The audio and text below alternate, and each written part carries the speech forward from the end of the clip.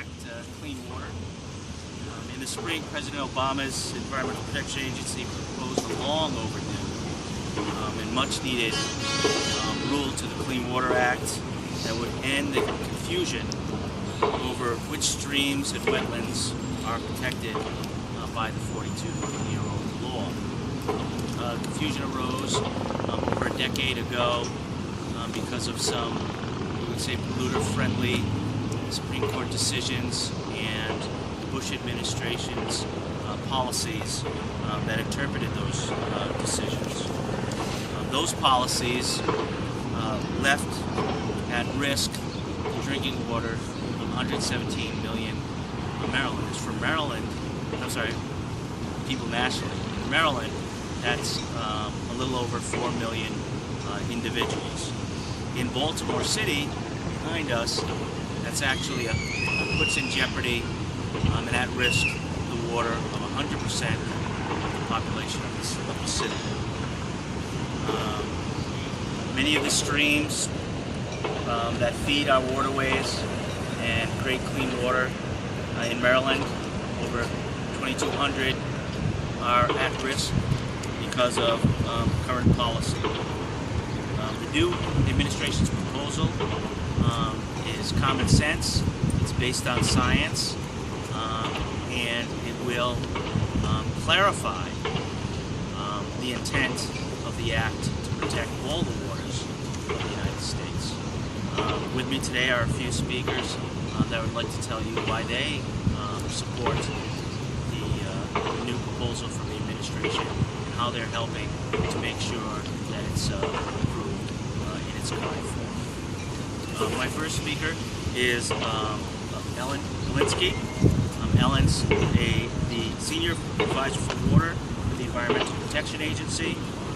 She comes from, according to being at EPA, she comes from Virginia Department of Environmental Quality, where she was the Director of Water, and also from the Water Division Director, where she had regulatory authority for many aspects related to water in Virginia. So we'd like to ask her to come and speak about the EPA's proposal and why we should be supporting it, and how important it is to protect the clean water. Thank you. Thanks so much, and I'm delighted to be here today with the beautiful city of Baltimore as a backdrop, which emphasizes the importance of clean water. We're so delighted that the city supports our attempt to clarify protections under the Clean Water Act. Right now, a lot of the smaller streams and headwaters areas are under risk because of unclear protection, and everyone who lives in the Chesapeake Bay knows how important those headwaters areas are and the upper tributaries to making sure you have good water quality downstream and in the bay. So again, a fitting backdrop for this. So we've, EPA along with the Corps of Engineers has proposed this rule to clarify these protections under the Clean Water Act, and in particular for these wetlands and waterways that are at the head of our watershed. They're like the capillaries that run into the veins and arteries in our bodies, and without those capillaries we wouldn't have the blood flow, so very similar to that. Our proposal is also good for the economy, so we're delighted to have the Sustainable Business Council here and presenting the results of your very important survey.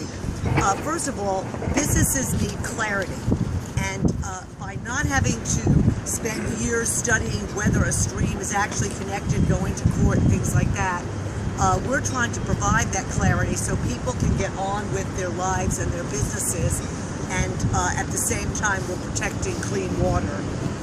It's also protecting water is important to the economy. Streams and wetlands are economic drivers for businesses and industries that depend on clean water. We talked about the drinking water sources. 2/3 of Americans get their drinking water in part from systems that rely on seasonal and rain-dependent waters. There's also other potential economic benefits of the rule on the order of $390 to $510 million in flood protection, pollution filtration, wildlife habitat, for hunting, fishing, and recreation, and groundwater recharge to keep that valuable water resource intact. So we do not want to be a barrier to economic development, and we don't believe the Clean Water Act is. And the results of the poll by the American Sustainable Business Coalition validate these points. 80% of small business owners favor federal rules to protect these seasonal and headwater wetlands and streams, which we think is a very strong result. And this support is regardless of political affiliation. So we really are thrilled that businesses support us, that cities support us, and we're going to continue listening, going all around the country, listening to folks. It is a proposal. We'll make changes based on the feedback we get. But this is a very important rule. And again, I appreciate being here, and thanks for the support. Thank you, Ellen. And we really have enjoyed our many years of work together with the EPA. In many counties and many municipalities, there is not always a strong elected voice for the environment. We work to try and get those individuals into office and try and work to educate elected officials. However, Baltimore City, we are lucky enough to have not only a knowledgeable leader, council person, not only an advocate on the environment, but a champion on the environment for the people of Maryland and for our water resources. One example of or a few examples, but one that stands out for water is the Councilman Kraft's support and hard work to pass the stormwater utility ordinance in Baltimore. Throughout our work in Maryland, we saw no council person or no council work as hard, have as many meetings with stakeholders, do as much work on crafting an ordinance or a bill than the work done by Councilman Jim Kraft. He has also led the effort for many years to pull trash out of our waterways to keep them clean. The plastic bag bill that he has championed for many years, the polystyrene bill he has championed for many years, and many other water-related safety measures which he has introduced and helped push through the council over the years. I'd like to speak on this support of this rule, Councilman James Kraft, District 1, Baltimore City. I'm here today because of what's right behind me, and that is the water of Baltimore Harbor. Without the water, there would be no Baltimore. Baltimore started in my district. Before there was Baltimore, there was Fells Point, and then there was the city of Baltimore. We must have clean water. I thank the EPA, I thank the President for finally clarifying these rules so that we know once and for all what they mean, what they stand for, and how far they expand into, and I don't mean we're expanding the rules, I mean where they go geographically in terms of the protections that we must have. Baltimore provides the drinking water for Baltimore City, Baltimore County, and portions of other jurisdictions around us. We must take care of this now. We cannot wait until the future. Our stormwater ordinance was put together to clean up Baltimore Harbor. It's not just about the drinking water, it is about the socioeconomic advantages of having a clean harbor. Our biggest allies today in building this harbor and making a cleaner, better Baltimore is the business community. The Waterfront Partnership has joined with us because they recognize that the tourism business, that the economic health of the harbor is centered around a clean and healthy harbor. Their Healthy Harbor initiative can only be strengthened by a clear interpretation of these rules, which the EPA's decision brings to us today. Thank you very much. Thank you. Thank you. try and keep going for a minute to see if this rain stops. This as the rain falls, it's a prime example of some of the waters that would be protected under the new rule. Those are those dry water beds and streams that fill up during the rains and running to our main waterways. So we should be thankful that we have the rule and that it's raining and filling up and feeding out water. The next speaker I'd like to call on is Greta Twombly. She's campaigns manager with the American Sustainable Business Council. The council released a scientifically based poll yesterday, which she will speak about, that shows the business community's strong support of the rule. The American Sustainable Business Council is made up of over 200,000 businesses and more than 325 entrepreneurs, executives, and managers and investors in the United States. So this is quite a cross-section of supporters and businesses from across the country. And I'll let Greta speak about their latest report.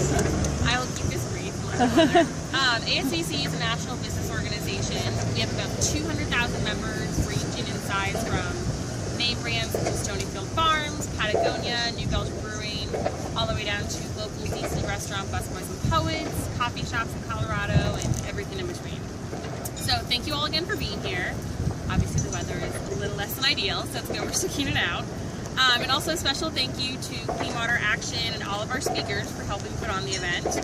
The American Sustainable Business Council considers it a very important issue, and our business owners agree, as our poll released just yesterday shows. We found that 71% of small business owners agree that clean water is necessary for jobs and a healthy economy. From textiles to brewing to restaurants, every industry relies on clean water for healthy supplies and healthy employees. 67% of business owners are concerned that water pollution could hurt their business's future. And 62% agree that government regulation is needed to prevent water pollution. This just shows how critical the waters of the U.S. rules are. Business owners want change and they want the government to act. They want their water protected and their communities safe. The rules are a welcome clarification. In fact, 80% of small business owners polled favored federal rules to protect upstream headwaters and wetlands as proposed in the EPA's actual new waters of the U.S. rules. The data says it all. Business owners want their water protected. They want clean water for their products. They want healthy employees because healthy employees are productive employees. They want healthy communities for healthy consumers. And the waters of the U.S. rules are needed and the business community wants them. ASBC encourages everyone here to go to our website and submit your comments. Comment period ends in October. And thank you all again for being here. Thank you, Greta, and thank you for that. The organization's great report that really points out the importance of every sector in the United States' need for this work. The League of Women's Voters is very active in Maryland on a number of issues, and of late they have been very strong advocates for policies in the state and in Annapolis to support the environment. This is also one of their major environmental issues nationwide. So today I would like to ask Nancy Soring from the League of Women Voters to speak a little bit about the League's support of this very important issue. I'm proud to be here on behalf of the League of Women Voters of Maryland with the blessing of our League of Women Voters of the United States to support these new and important rules. Many people don't know that when the League was formed in 1920, one of the first issues that we worked on was clean drinking water, and we have continued to have an interest in this through our nearly 100-year history. We supported the stormwater management fees, and we support the improvement of the EPA regulations. And we were there in Washington, D.C. when the original Clean Water Act was passed, so we're happy to see this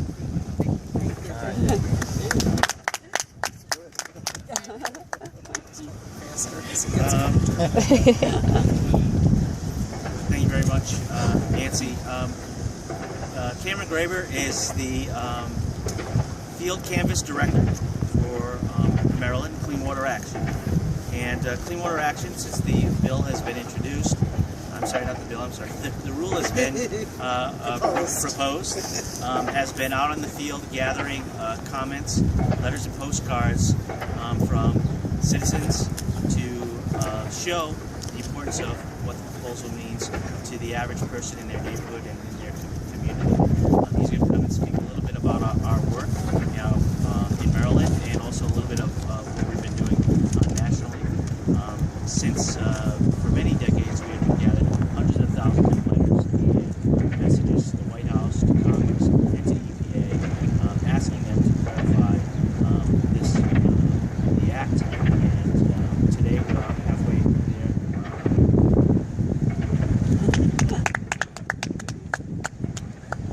Thank everybody else for being here on this gorgeous day.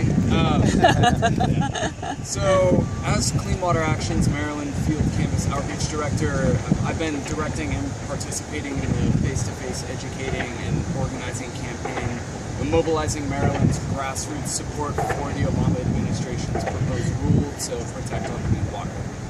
My team and I have repeatedly heard from citizens across the Chesapeake Bay watershed exactly that, strong support. From a working mother in Howard County who wants to make sure there's clean water for her children to drink and bathe in and play in. From a crabber in Anne Arundel County, a fisherman who understands the importance of clean tributaries to his healthy catch and his livelihood.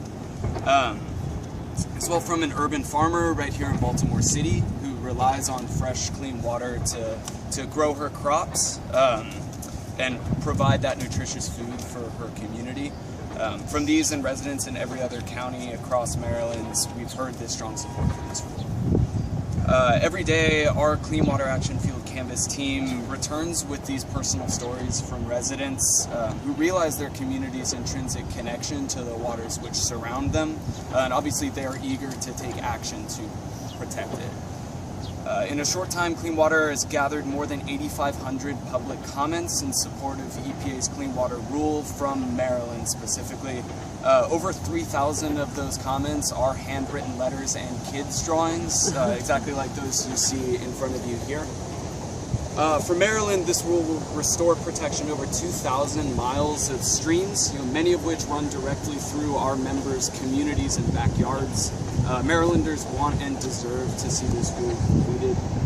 In the Baltimore City area, that's roughly 1.6 million people's drinking water sources and 100% of city residents. Clean Water and its allies will continue to mobilize support from people across the state and the nation, where nationally our organization has already collected over 40,000 public comments on this EPA rule.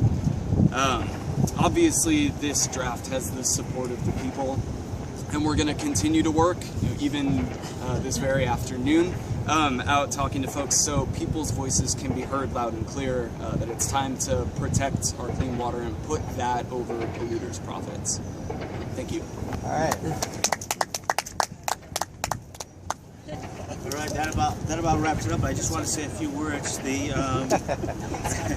support of the administration's rule to protect clean water is paramount.